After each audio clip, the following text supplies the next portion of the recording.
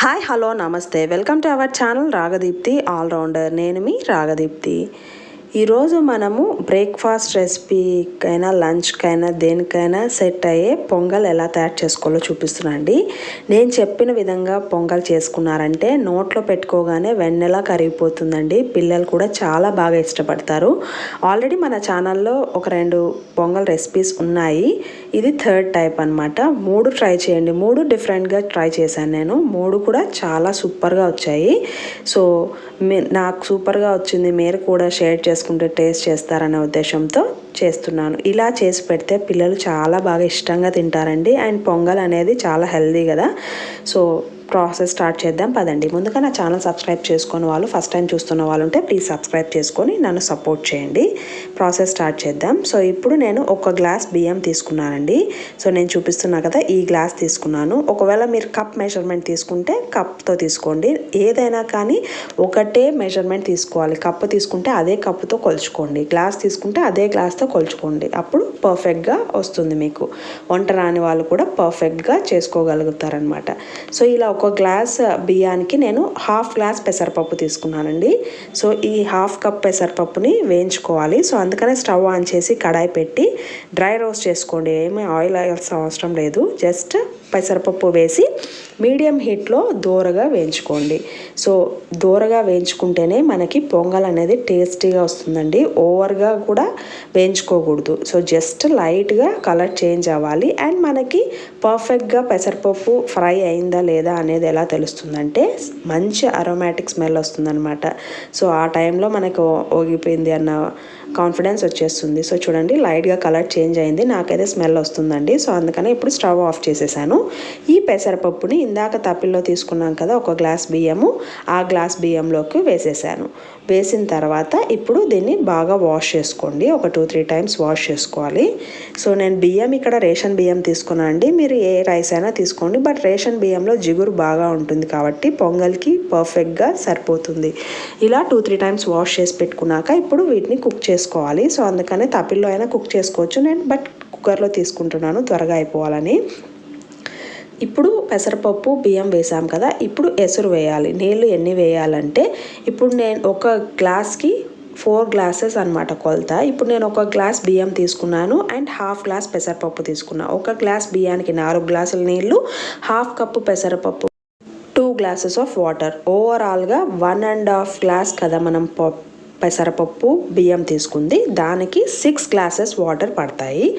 But నేను ఇక్కడ 5 glasses water వేస్తున్నానండి, ఎందుకంటే మళ్ళీ పొంగిపోతుందనే ఉద్దేశంతో 5 గ్లాసెస్ వేసాను. మిగతా 1 గ్లాస్ మళ్ళీ లాస్ట్కి వేస్తాను. 5 గ్లాసెస్ వాటర్ వేసిన తర్వాత ఈ పొంగల్కి సరిపడా ఉప్పు వేయండి. నేను ఇక్కడ రాళ్ళుప్పు వాడుతున్నాను, నైస్ సాల్ట్ అయినా పర్వాలేదు. తర్వాత ఒక 1/2 టేబుల్ స్పూన్ మిరియాలు, చిటికెడు పసుపు. ఈ పసుపు అనేది ఆప్షనల్ అండి, నేను కలర్ కోసం యాడ్ చేస్తున్నాను. మీకు కలర్ అవసరం లేదు, ప్లెయిన్గానే ఉండాలి, వైట్గానే అనుకుంటే ఇది స్కిప్ చేసేయండి, పర్వాలేదు. ఇక్కడ మెయిన్గా వేయాల్సింది నెయ్యి అండి. నెయ్యి ఒక 2 టేబుల్ స్పూన్స్ వేయండి. మన పొంగల్ అనేది చాలా టేస్టీగా కమ్మగా ఉంటుందన్నమాట. మనం తాలింపులో నెయ్యి వేయడం కంటే ఇలా పప్పు బ్యాళ్ళని బియ్యంని ఉడికించుకునేటప్పుడే మనం నెయ్యి వేసామంటే ఆ నెయ్యి ఫ్లేవర్తో రైస్ కుక్ అయితే ఇంకా టేస్టీగా ఉంటుంది. సో అందుకని ఇక్కడ 2 టేబుల్ స్పూన్స్ నెయ్యి వేసి ఒకసారి మిక్స్ చేసి కుక్కర్ లిడ్ క్లోజ్ చేసేసి 1 విజిల్ పెట్టాను. 1 విజిల్కే బాగా మెత్తగా అయిపోతుందండి. సో చూద్దాం ఓపెన్ చేసి. సో చూడండి, నేను ఇప్పుడు మీకు మిక్స్ చేసి చూపిస్తున్నాను. చాలా బాగా మెత్తగా అయిపోయింది. సో ఇది పర్ఫెక్ట్గా కుక్ అయిపోయింది అనమాట. ఇప్పుడు నేను ఇందాక చెప్పాను కదా 1 గ్లాస్ నీళ్ళు ఇంకా ఆపేసాను, లాస్ట్లో యాడ్ చేస్తానని.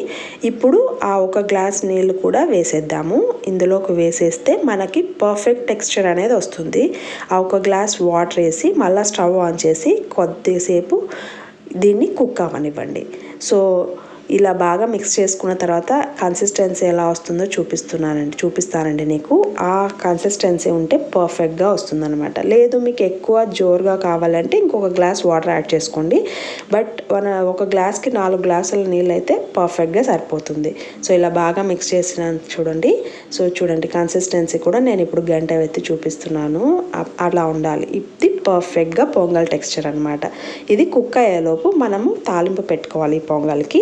సో అందుకనే తాలింపు ప్రిపేర్ చేసుకుందాం పదండి. ఒక సైడ్ ఇది కుక్ అవుతుంటుంది, ఇంకొక సైడ్ తాలింపు పెడుతున్నాను. స్టవ్ ఆన్ చేసి కడాయి పెట్టి ఒక 4 టేబుల్ స్పూన్స్ ఆయిల్ వేయండి.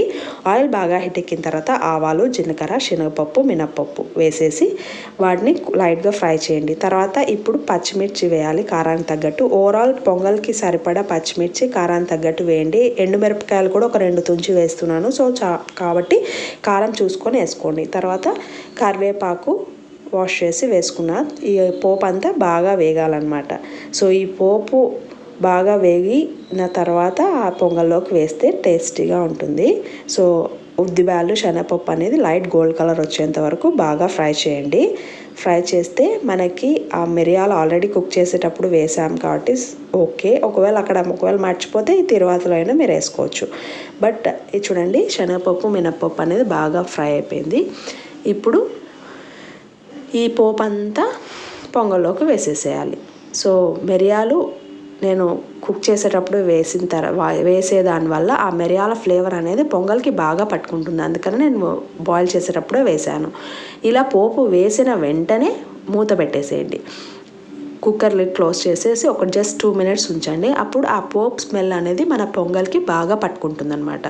తర్వాత మళ్ళీ ఓపెన్ చేసి ఇలా బాగా మిక్స్ చేసుకొని స్టవ్ ఆఫ్ చేసుకోవడమే అండి. ఇంకా సర్వ్ చేసుకోవడమే. సో చూడండి, మనం పసుపు వేయడం వల్ల కలర్ కూడా చాలా బాగా వచ్చింది కదా.